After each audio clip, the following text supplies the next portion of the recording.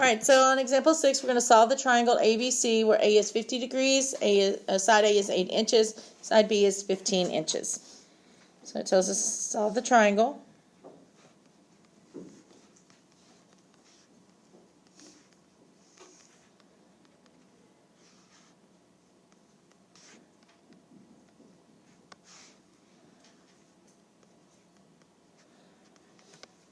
All right, so we're going to find angle B first, correct?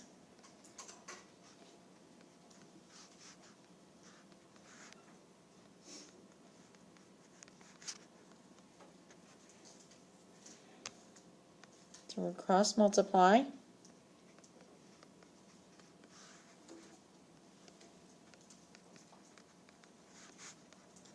And we know to find angle B, we're going to use the inverse, right?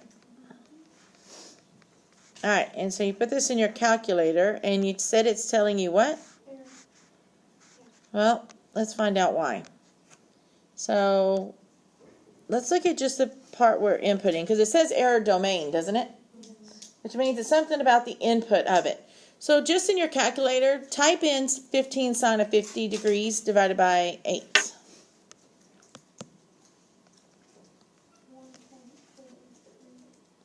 And so what we end up with there is we're telling it to take the inverse sine of 1.4 approximately, right?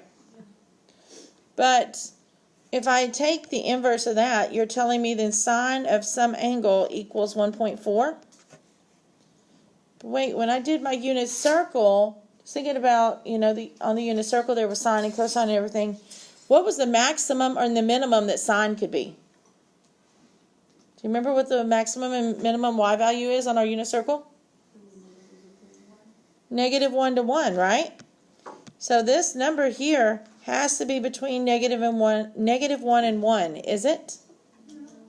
No, so that's why it's not in the domain, which means this is no triangle. There's no triangle that has this, all right, no triangle will have these three things set up like that, okay? So it won't have an angle A that's 50 degrees, side A that's 8, and then another side B that's 15. It won't work.